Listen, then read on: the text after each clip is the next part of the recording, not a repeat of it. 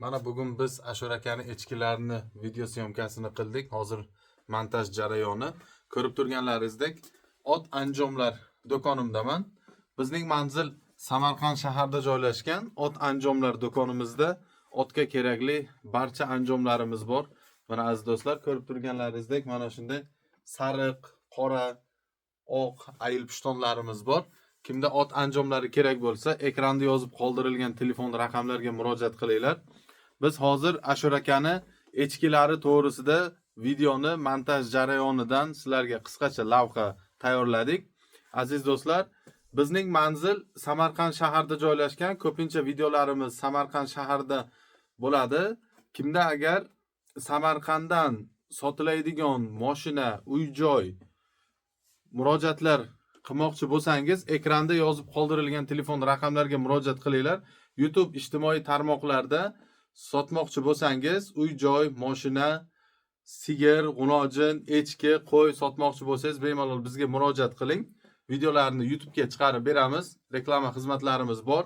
Ekranda telefon nomerimni yozib qoldiraman. Kimda kim do'kon, magazin, mashin sotmoqchi bo'lsa, YouTube'ga chiqarmoqchi bo'lsa, bemalol bizga murojaat qiling.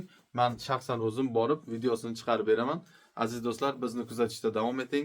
O'zingizni fikringizni kommentariyada yozib qoldiringlar. Avvalambor aziz obunachilar, assalomu alaykum.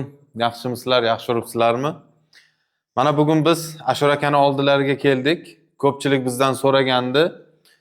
Mana shu zotdor echki to'g'risida bir ma'lumot olmoqchi edik. Ashur bu, assalomu alaykum. Yaxshimisiz? Alaykum assalom. Yaxshimi? Kayfiyatlar yaxshimi? Endi echkichilik sohasiga necha yildan beri shug'ullanib kelasiz? Adashmasam 50 yil bo'ldi. 50 yildan beri. Ota bob kasbi bu. Ota kasb. Xudo rahmati, otam boqaydi ilgari echki. Echki. Shundan bizga meros. Echkichilik mana hozir ko'ryapmiz, bizda har xil savollar kommentariyada yozishadi-da obunachilarimizki, mana shu echki boqish haqida, daromadlari haqida bir ma'lumot berib o'tsangiz. Daromad shu, ikkitadan kam tug'maydi echki. Bir kunda necha litr sut beradi? Yangi aytganimki, shu 3 litr beradi. Bir kunda 3 litr beradi. Ertalab kechqurun sog'iladi. Ertalab kechqurun. Bolalarni bir 40 kun, 50 kunlik qilinadi. Xaltacha qilinib, ovqat yeyotgan bo'lgandan keyin so'g'in sog'iladi. Agar yangi tug'gan vaqtida kechqurungacha bola yuradi, ertalab sog'iladi, bolalarni tagiga qo'yib yuborish kerak. Kechqada ular ovqat yemaydi-ki. So'g'in sog'ilaveradi. Bir 2 oy kamida bu 2 ta 3 ta tug'adi bu.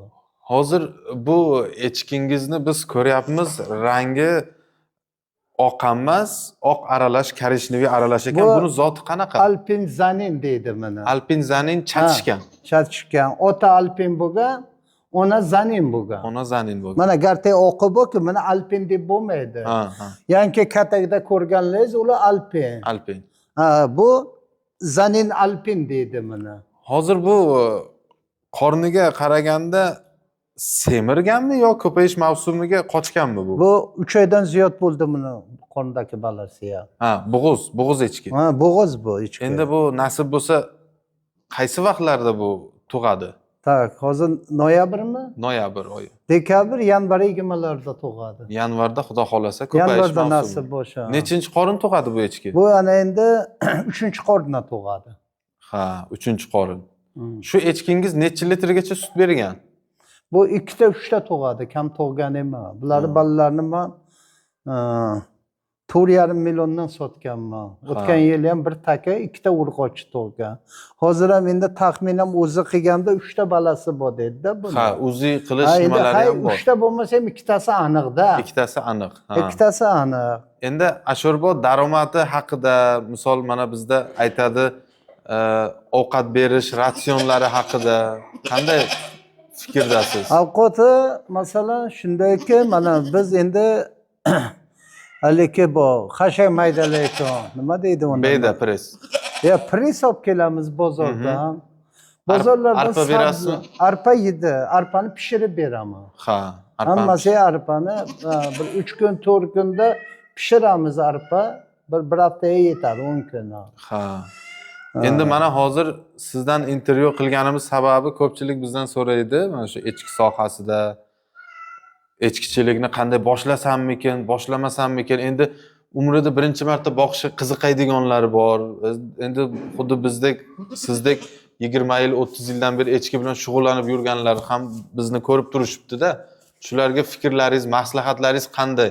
Qo'rqmay echki boqishni boshlaversinlarmi? Endi bu echki degani bu qara moldagi emas. Bu har qanaqa ovqat yemaydi. Yemaydi. Masalan, bu toza mahsulot yeydi. Mana suti davo odamzodga, sahrga, yosh bolalarga hamma tomonlama yaxshi. Masalan, echki suti ichgan odam boshqaga qaraganda 30 yil ziyod umr ko'radi. Sog'lom bo'ladi. Mana 63 ga kirdim.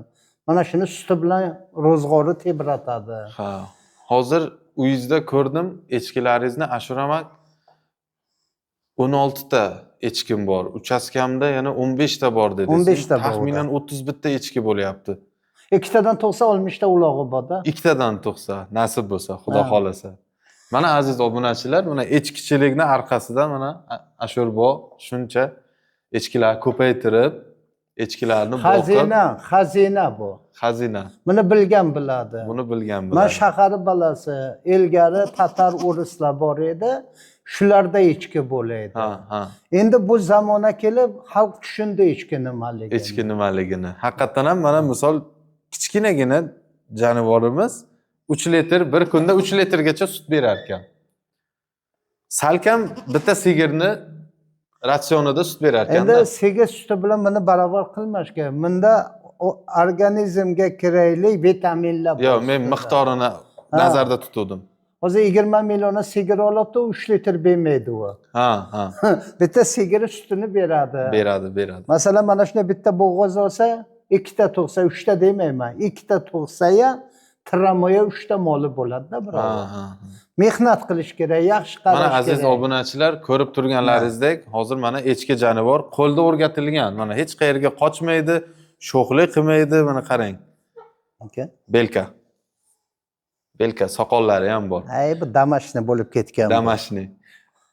Aziz obunachilar, ko'rib turganlaringizdek, mana sizlar uchun mana shunday echkilar to'g'risida qo'ldan kelgancha Samarqanddan intervyu qildik. Kimga echki kerak bo'lsa, Ashuramakni telefon nomerlarini ekranda yozib qoldiraman. Bemalol telefon qilib murojaat qilishlaringiz mumkin. Manzil Samarqand shahar Sartepoga joylashgan. Xohlasanglar kelib ko'rsangiz bo'ladi. Agar qo'shni viloyatdan bo'lsangiz, Telegram orqali bog'lansangiz, dastavka qilib ham taksilar orqali chiqarib berishar ekan. Bizni kuzatishda davom eting. Biz yana sizlar uchun yangi videolarni chiqarishda davom etamiz. Xudo xolasa mana shu echkilarimiz ko'paysa, uloqchalari bilan videolarni ham chiqaramiz. Sog' bo'linglar, salomat bo'linglar. Hammaga salom, sog' bo'linglar, salomat bo'linglar do'stlarim. Sizga ham rahmat. Rahmat, sog' bo'ling. Siz ham jo'ra sog' bo'ling, omon bo'ling. Xudo barakasini bersin. Echkilaringiz ko'paysin. Iloyim. Belkajon